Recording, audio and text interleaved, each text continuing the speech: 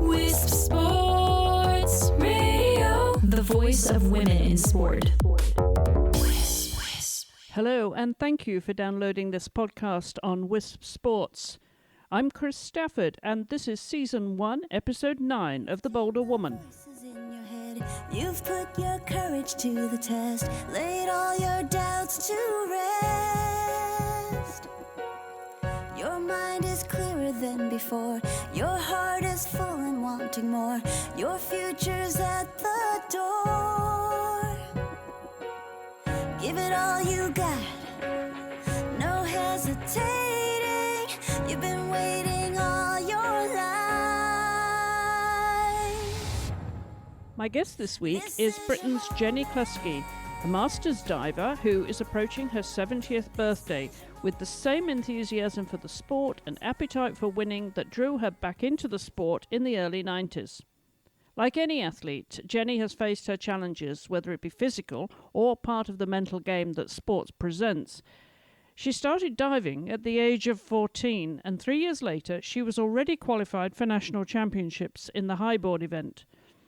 By the time she was 20, she earned a place on the Commonwealth Games team for Scotland, where she finished 8th. And then she spent time in Australia and New Zealand with different coaches and learning how different their system was for divers to that of the UK. She missed a chance to try out for the 1972 Olympic Games because she couldn't afford the fare home, which we learn was a mixed blessing given the massacre at the Munich Games. Since returning to the UK, she took a break from the sport, but when she did pick it up again, she began her master's career with a vengeance, competing at numerous European venues and consistently finishing in the top 3. This year, the World Masters are being held in Gwanju, South Korea, but Jenni has to be selective now about travelling since divers are entirely self-funded. She does, however, have her sights set on the European Masters, which will be held in Budapest in 2020. Well, Jenni, welcome to the programme. Thank you. Pleasure to be here. Tell us a little bit about where you are in the world and where is home now? Home is Chesham in Buckinghamshire, just fairly near to what we class as the M25 car park. Right, or the home counties. Yes, it comes under home counties. It's a beautiful part of the world, but you've travelled quite considerably, haven't you, and spent time in the southern hemisphere. It's quite an interesting story of yours, how you've really had several turning points in your diving career, haven't you? It has varied, and of course you've had injuries as well, like any athlete. But let's go back to the beginning, where it all started as a teenager, and what was it that inspired you about the sport when you first got to know it? Oh, it was more, I think I can make you a good diver, from a man standing on poolside when I was playing around with another friend, throwing somersaults off the side. So, yes, it was quite interesting. He said, did I belong to the swimming club? And I did. So he said, you should come and join the diving section. I can make you a good diver. And he was an American chap who was previously New York State springboard champion. And I thought that was a big thing. But when I look at the States in its entirety, it's quite small, really, however. So what do you think he saw in you then when you were, just a girl starting out? He must have seen some natural talent. I guess people who throw somersaults off the side are generally bravish and have a fairly good spatial awareness. So he thought that he could improve on that by introducing me to diving boards. And he did. I had fun while learning a new skill. Talk a little bit about that then, the actual learning process to diving. And I suppose as a child it is much more fun, you feel invincible. But then it does take some bravery to jump off boards and head first. Definitely. And in fact, I remember a trick he used to have that I use in my coaching as well, is he asked me to do what is classed as a back fall from the 3-metre board. And I just looked at this 3-metre board and I thought, no, I'm going to go flat on my back, or I'm going to go flat on my stomach. And he demonstrated with a broomstick. And he said, if you keep exactly straight, not try to look for the water, not arch your back or not fold forward, you will land on your head. He said, imagine the tip of this broomstick is your head. And he just let it fall, and sure enough, it fell on its top. So, yes, I learned a simple back fall just by following a broomstick. Anything else was sort of learnt from pool sides and let's do this, let's do that. Let's see you do a back somersault from the pool side. Okay, now we're going to turn it around. You're going to do the same back somersault rotation, but you're going to jump forward first. So actually that's a reverse somersault. So it's forward facing, but back rotation, which is quite scary when I think about it now. Yeah, I was going to say, I mean, that was empowering in a way once you realised you could do it, but it must have been quite daunting at the time to learn those moves. It was, but there's an awful lot of peer pressure when you're standing around a poolside and everyone else is being asked to do the same thing. Some people make it, some people balk, and others just spin as though there's no, it's as easy as pie. And I think I got to the stage where, oh, if they can do it, I can do it. So a lot of peer pressure in those early days. Were you involved in other sports then, Jenny, at that time of your life? Did you swim? I was still at school. Swimming, very poor at swimming. I get by, but, don't ever put me into races because I'd get kicked out for a screw leg kick. I was at that time into horses. I started riding when I was 10 and I carried on riding and diving. Used to go ice skating with one of the other divers under threat of death if we broke anything, because by that time we were competing and our coach wasn't too happy of learning that we went ice skating on a Sunday evening. He thought it was quite dangerous. So were you pony club then, gymkhanas? Is that what you were into? No, I didn't have a horse at that time, so I was paying for or my parents were paying for riding lessons or an hour's hack once a week. I didn't actually buy my own horse until I returned from the Southern Hemisphere. But I managed to keep up diving and riding. And you kept the two things going, and then diving obviously took over, and you were competitive, as you say, in your teens there. By the age of 17, you were going all the way up to national level. Indeed. What do you attribute that rise of success then in that space of time? What was that down to, Jenny? I would suggest that was probably the gymnastic ability that I had, and the ability to make changes if I'd done something wrong. But around that time, I have to say, there weren't so many divers as there are today. Diving's become a really big sport now. If I was diving today with the skills that I had then, I wouldn't make an elite diver. But then things evolved, so maybe I would have done, but I don't think so. I think I was really lucky. Yeah, well, you obviously had your successes through the 60s and into the 70s there, but then you reached, I think, an interesting milestone in your career at that young age when you missed out on the Olympic trials, which could have meant, going to the 1972 Munich Olympics. But given what happened there with the massacre, was that a mixed blessing, Jenny? How did you look back on it? I was sad not to have made the trials, not to have had the money to come home because I was in New Zealand at the time. And I in some respects, I'm really lucky that I wasn't there, but of course, I wouldn't have been with the Israeli team, so I wouldn't have got caught up with it. But yeah, a very hard thing. And I see things on television now from the Olympics, and I think how lucky I am not to have been there. So there's two schools of thought, really. I'm lucky because I wasn't involved in it. I'm unlucky because I would have loved to have gone.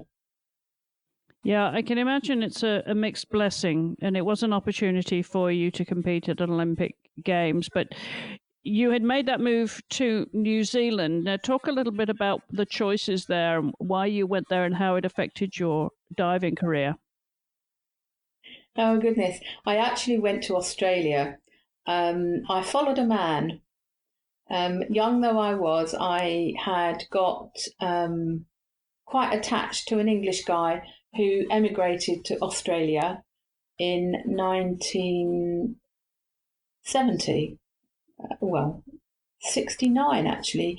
Christmas Day 69, he left for Australia. And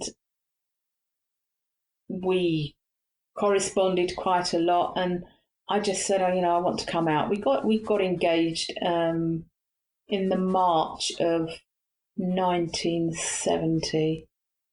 A little bit premature, I think, given what happened. So I've competed in 1970, and then I followed him out there basically in January 1971. And en route, I'm thinking, I'm doing the wrong thing here. And I really wanted to stay on the ship and come back home. But of course, on the what they call the £10 passage, the POMS £10 passage, I couldn't do that. So I spent my time there. I worked, and I was diving there with an Olympic diving coach who coached a young lady called Robin Bradshaw. And I believe she was a silver medalist in the Commonwealth Games prior to the 1968 Olympics, I think. I'd have to look that one up. I dived with him, and then I broke off my engagement. So here I am stuck in Australia, making the best of what I could. Wanted to come home, couldn't afford to come home. And then I got tangled up with another man, and he was a New Zealander, and he went off to New Zealand, and I followed him there. So there I was in New Zealand diving. And in New Zealand, unfortunately, where I was living, there were no highboard diving facilities. It was all springboard. Now, I dived on the highboard, now known as platform diving, in the Commonwealth Games. So I was a bit distraught at the time to have to come down to 3 metre and 1 metre. That said, while I was in Australia, I got a very good grounding on both those two boards, hardly diving any platform at all. Completely different. I trained in the UK, I trained solely on platform with very little on the springboards, only learning dives there and taking them up onto that solid lump of concrete. But in New Zealand, no platforms, so I had to do springboard diving if I wanted to carry on. So I did springboard diving over there, and having spent my time there, I came home and I looked up at a 10 metre board and I thought, don't think I want to do this anymore. It was too high. So I decided I would stop diving around 1973-74.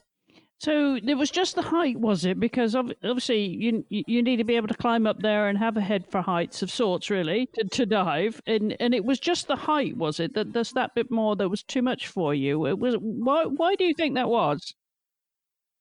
I think I'd more had enough, to be honest. I just didn't want to come back to start training on platform again if I went back to the same coach. And I just decided I'd had enough. of diving, really. I didn't even want to do any springboard diving. So I went back to my other passion, those four-legged things, those mobile eating machines called horses. But diving in Australia and New Zealand was very different to diving with my coach in the UK. And in Australia, I had to pay to be coached, which was unheard of for me. I wasn't used to paying for coaching. I attended a local club here in England, and it was just everyone volunteered. You paid your club fees, or you paid to get into the pool, and this man standing on the side of the pool would coach you. Whereas in Australia, definitely in Australia, at the end of, I think, when it came to the end of what was classed as a summer season, so I'd arrived in January, and I think I dived up until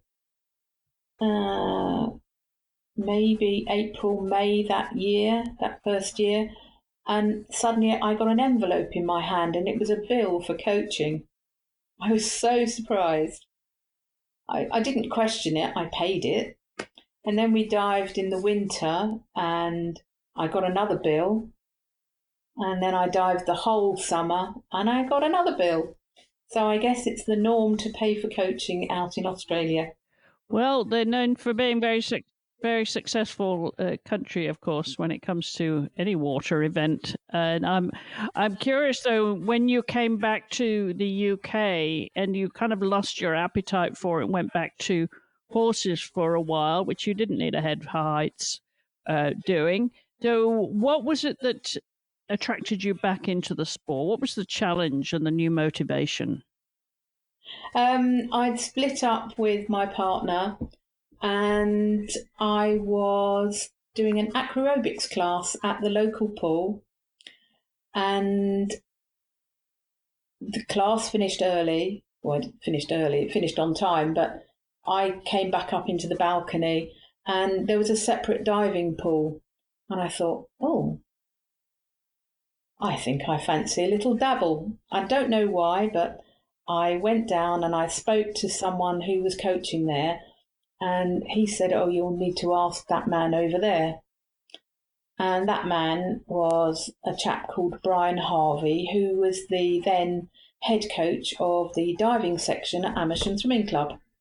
So I spoke to him and I said I used to dive, and I gave him a little bit of history, and he said, I run adult learn to dive classes. Perhaps you should come and join those. And he did say to me afterwards, he thought I was sort of stringing him along, and that, like a lot of people that come along say, yes, I can dive, he didn't believe me. So I enrolled on his Learn to Dive, Adult Learn to Dive, and he said, okay then, let's see a forward dive from this 1 metre board. So I did a simple forward dive tucked, and I got out of the pool, and he said to me, oh, you can dive, can't you? And I said, yes. And then he said, we get so many people that come along and say they can, that I take it all with a pinch of salt. And he gradually got a lot of my old dives back again on 1 metre, 3 metre, and on the 5 metre platform that was there. And occasionally we would go to competitions where there was a 7.5 and 10 metre board. And for some reason, I managed to take forward, back, reverse, inward, arms then, 5 dives up to the 7.5 metre board. So I restarted at age 44, and I haven't stopped. And last week I was 69. You're now 69, and obviously you're still motivated and still enjoying it and the whole camaraderie of it all. And between then and now, of course, you achieved so many successes. And clearly that this was something that you were wanting to be as competitive with as you were as a teenager. So what would you consider to have been the sort of catalyst for the competitiveness then? It wasn't just about diving again, it was about going out there, competing internationally and winning for you, wasn't it? Well, it was interesting because I guess I started diving with Brian in the March, and he, at the end of May, he said, "Oh, there's a competition next month, just an inter-club masters competition. Would you like to enter?" And I said, "Oh, I don't know that I've got enough dives." And he said, "Oh, you have, because you can use mixed boards. It's not all set on one board." So I won that competition, and I was really surprised because I didn't expect to win it. And I thought, "Oh, this is quite fun." And I did easy competitions. And then the following year, I came across a group that were doing more competitions. There was a national competition run by the Great Britain Diving Federation. And I won. What did I win? I won platform, and I won one of the springboards, I think. It may have been another year that I won springboard by surprise. And they were saying, "Oh, we're going abroad. We're going to Italy. Would you like to come?" Well, I said, "Yes. Why not?" So that was the start. 1995 was the start of me going to European and World Masters Championships. And my first year at internationals in Riccione, I think I got bronze medals. I don't think I won any of the events. But from then on, I sort of got really competitive. It's quite interesting. You clearly did. And what were your chosen platforms then at that point? What heights were you best at or enjoying the most, I would say? So in Riccione at that time, they had only a 5 metre or a 10 metre. And I certainly wasn't going to take dives from 5 to 10 without anything in between. So I did all my dives from 5 metres, but I also did 1 metre and 3 metre springboard events too. Excuse me. In successive years at Riccione, they put in what they class as a temporary 7.5 metre board. So I have used that as well. But I didn't really move up to going off 7.5 metres for a couple of years. Let me think about this. Riccione was 95, 96. No, 96 was with Sheffield. Sorry, 96 was Sheffield. I'm getting my years mixed up. 96 was Sheffield. And there was a big British contingent there. And I think that was the first time I competed some of my dives up on the 7.5 metre board. And I felt more comfortable because there was more room to do the dives. Just slightly higher than 5 metres, not quite as high as 10 metres. And although I had been up there, I'd only done a forward dive from 10 metres. And I'm a little short-sighted, so I have difficulty seeing where the water is sometimes. So 7.5 metres with someone splashing the water or with there being some sort of sprays or agitation, I was really comfortable. I was quite at home. And in fact, one of the other coaches who I knew when I was diving when I was younger said, "You look so happy up there, so comfortable." And I said, "Derek, it's lovely up there. I'm glad to be back." And I dived from 7.5 metres for quite a few years at events. But now I look to see who I'm competing against and see whether I need to go up that high to have the extra tariff, because I don't dive up there that frequently. So if I need to, I'll go there, and if I don't need to, I'll stick on 5 metres these days. And which do you most enjoy, though? I mean, there's a different sensation, I would imagine, between the two heights. Yes, my shoulders suffer a bit more if I if I dive from much higher than 5 meters these days. I haven't, because I don't train up there constantly, you lose the muscle power just a bit. I think it would be a bit like getting back on a horse after you haven't ridden for many years. You'd feel the difference in how your shoulders felt or how other muscles felt, legs especially. So yes, if I have a session even on 5 meters, I know about it the following day, and I lay around on a Pilates roller to try and sort my shoulders out. I was going to ask you about fitness routine, Jenny, because now, as you get older, as you say, your muscles don't respond in the same way, and you hear this really in any sport. So what do you need to do to keep an overall level of fitness? Do you cross-train? How do you approach the sport now? I don't. I've got a knee problem at the moment, so I can't do much else at all. So I do Pilates twice a week. Wonderful. I can swim down the road. We have a beautiful open air pool, 25 metre pool, open air pool. It's really nice. It's open all year round. But because I only do breaststroke, it affects my knees, so I haven't been. Shame on me. Right. But Pilates is what keeps you supple then and flexible for the diving? I think so. Yes. I think so. Whenever I go to the doctors and they say, oh, so what part of you hurts? Oh, it's my back. How far down can you get? Can you touch your knees? And I can touch the floor with flat hands and my legs straight. So I feel a bit of a fraud every time I go in with something pulled or something strained. What do you feel are the biggest challenges to your diving now then, apart from the physical aspects of maintaining that level of fitness, and is there a different mental approach to it now based on the experience that you have, or do you still have those mental games? I still have a few mental games. I remember doing a course years ago, and it was all about seeing a dive, feeling the dive, or seeing whatever. Actually, it could be a show jump, it could be hitting a golf ball, and it's all a lot to do with imagery and how you perceive yourself doing a dive.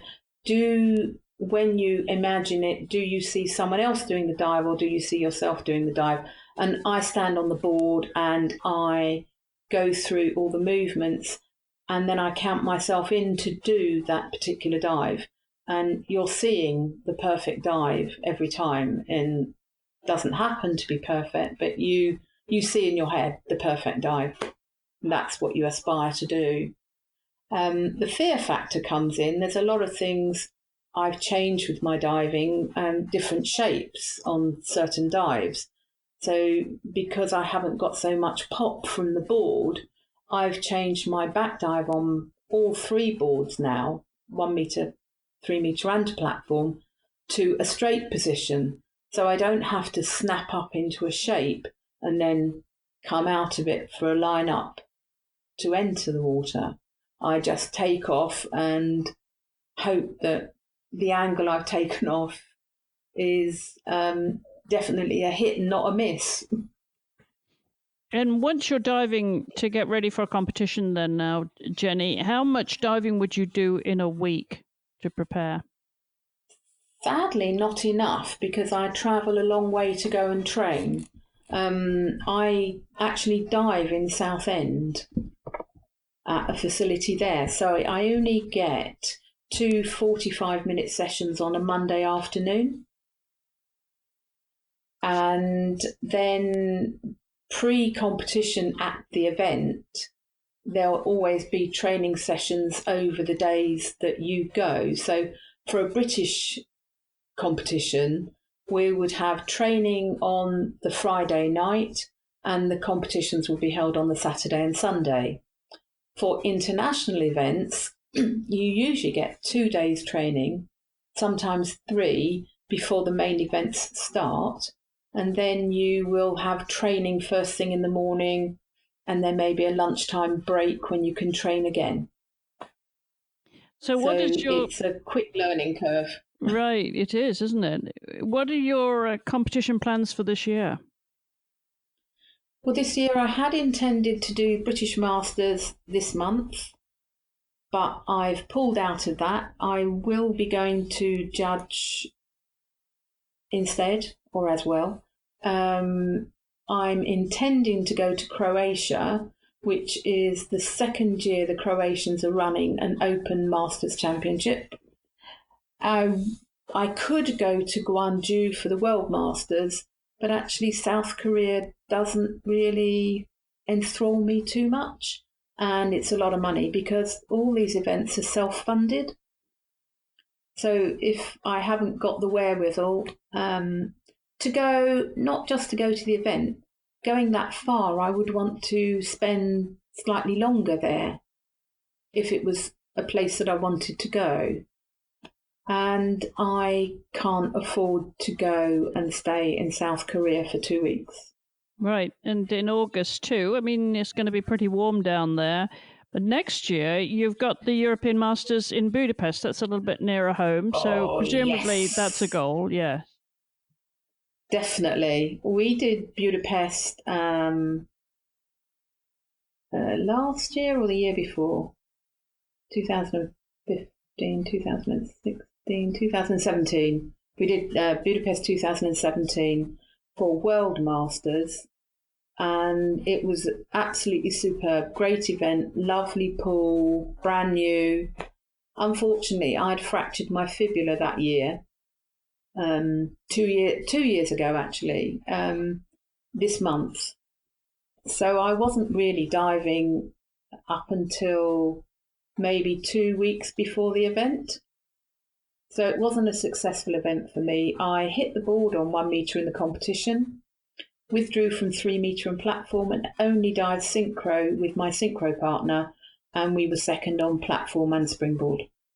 All right, so you really do need to go back then and make your own statement. Yes. Yeah.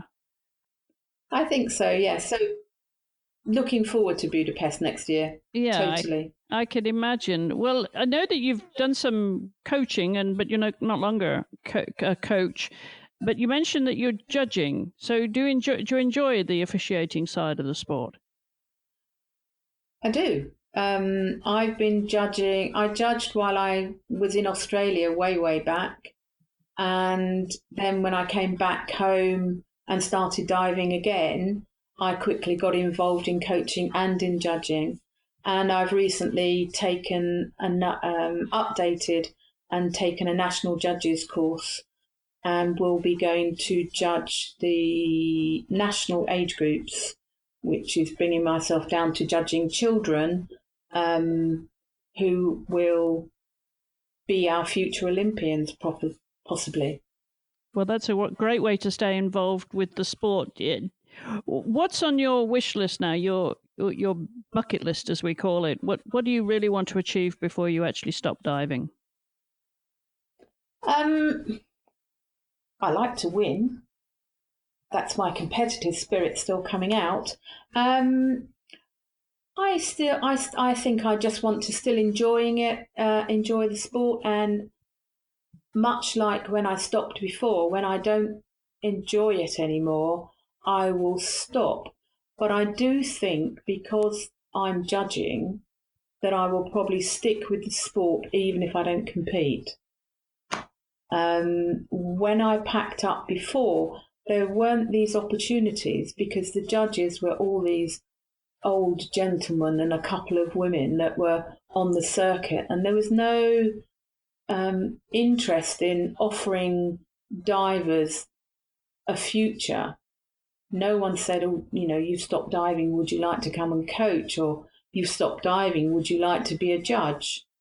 It wasn't there then, whereas now people that come out of diving, even at 16, are offered level 1 coaching courses and level 1 judges courses.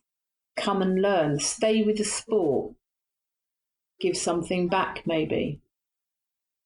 So yes, it's nice to have been able to give something back as well in coaching, judging and recording, and it's also lovely to get around to different countries to do this.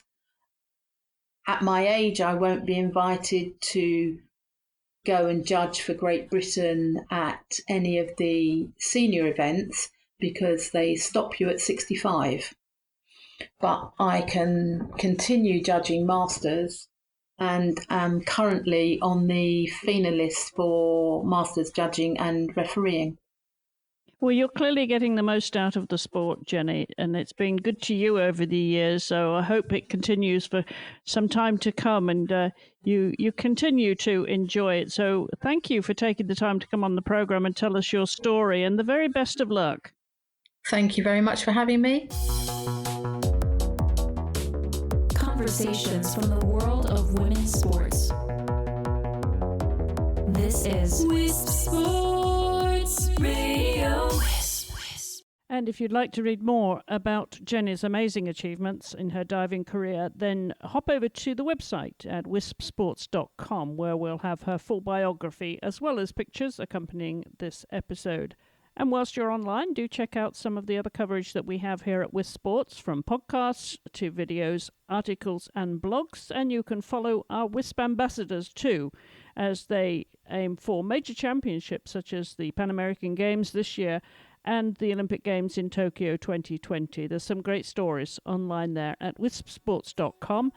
And you can also follow us on social media at Wisp Sports. We have a Facebook Live show, which is called Face to Face. So if you jump onto Facebook, look for Wisp Sports and set your notifications, you'll hear about the next time we are live. And if you'd like to share any comments or questions or any suggestions for guests or sports that we should be covering, do drop us a line to info@wispsports.com. Until the next time, thank you for listening and supporting women in sport everywhere. Goodbye for now. This is your moment.